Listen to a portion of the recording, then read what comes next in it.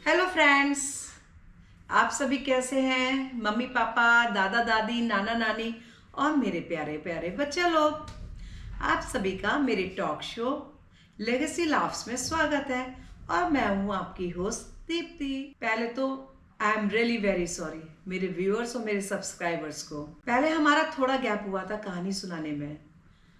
Actually में उस time पे मेरा बेटा आया हुआ था। अभी हमारा थोड़ा लंबा गैप हो गया। एक्चुअली में कारण ये था क्योंकि मेरे बेटे की शादी का प्लान था। तो बस फिर क्या था, हम लोग अपने बेटे की शादी की प्रिपरेशन में बिजी हो गए, इसीलिए हमारा इतना लंबा गैप आया और मैंने यूट्यूब को साइड में रख दिया। हमारे एक ही बच्चा है और एक ही बेटा है, ऋषभ। और आपको पता है, एक बच्चा 10 बच्चों के बराबर होता है। पेरेंट्स अपने एक बच्चे में ना इतना एफर्ट डाल देते हैं कि उसे उसकी पूरी लाइफ सिक्योर हो जाए, वो ये चाहते हैं। तो बस उसकी वेडिंग को एक ग्रैंड सेलिब्रेशन बनाने के लिए हम दोनों बिजी हो गए, मैं और मेरे हस्बैंड। एक्चुअली में हम लोगों ने प्लान किया था कि हम पूरी वेडिंग खुद ही करेंगे। तो मेरे हस्बैंड तो बन गए वेडिंग प्लानर और मैं बन गई उनकी असिस्टेंट। एक्चुअली में मैं बहुत खुश थी असिस्टेंट बनने में, क्योंकि डायरेक्ट कोई रिस्पॉन्सिबिलिटी होती नहीं और कोई गलती भी हो जाए तो आप बोल दो आई एम सॉरी, तो उसमें मैं भी खुश। सबसे बड़ी बात तो ये है, आज मैं आपको जो कहानी सुनाने वाली हूँ वो मेरे बेटे और बहू से जुड़ी हुई है। बेटे का नाम है ऋषभ और बहू का नाम है सुजैन। ये एक प्योर लव स्टोरी है।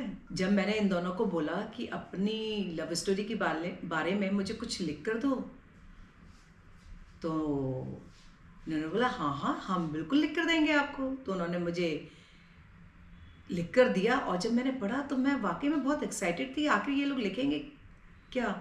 और बहुत अच्छा लिखा जो मैं आपको सुनाना चाहूँगी। इनफैक्ट जब आप सुनेंगे तो आपको भी लगेगा कि वाकई में this is a pure love story. तो बस फिर क्या है, हमेशा की तरह हमारी घंटी बज चुकी है,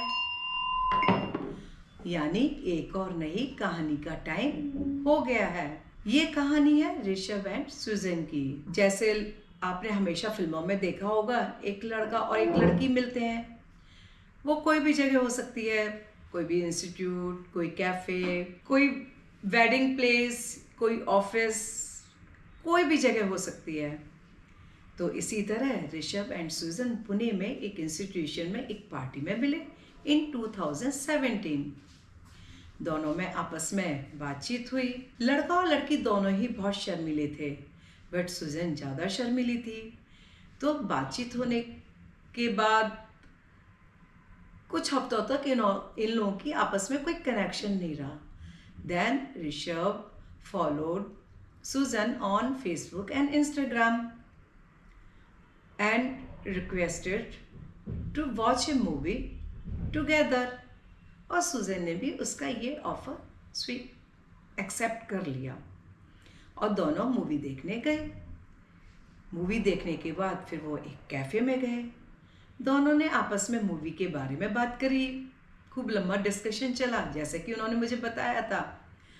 और उसके बाद फिर ऋषभ ने कार्स के बारे में, बाइक्स के बारे में बातचीत करी।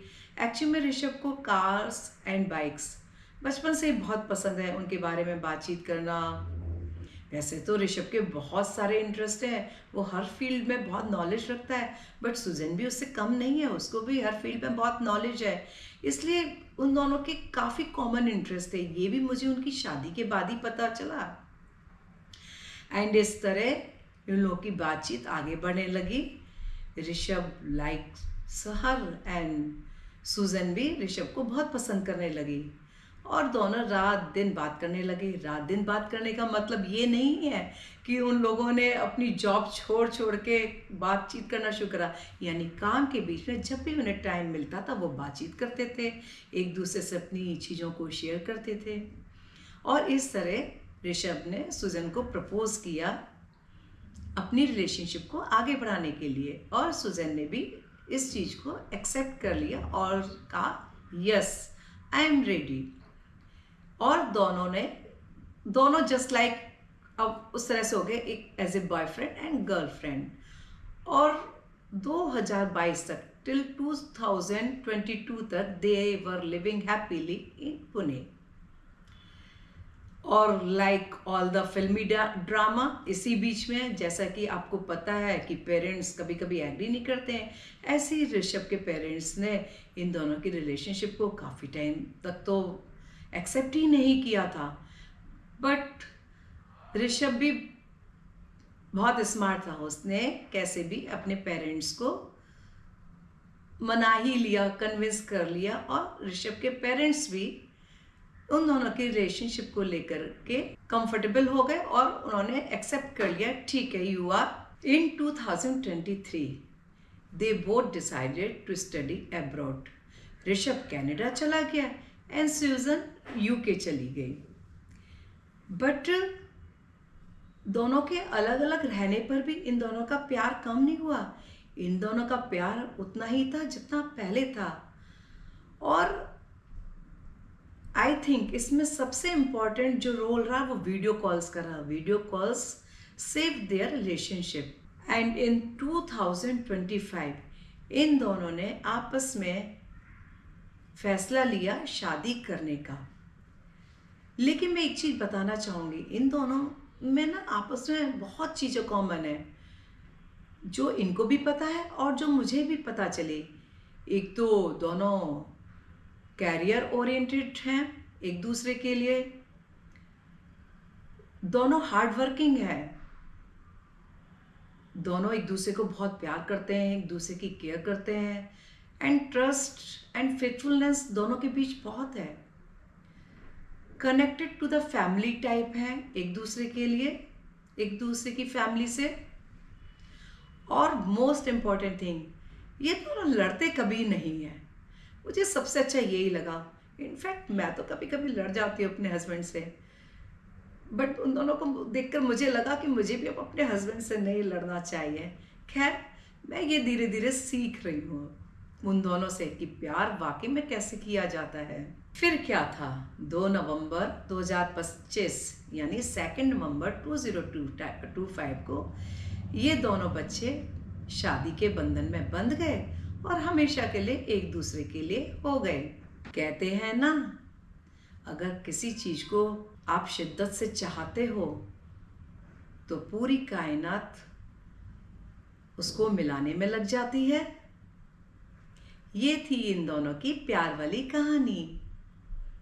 ओम शांति ओम। ये गाना आपने सुना होगा ना?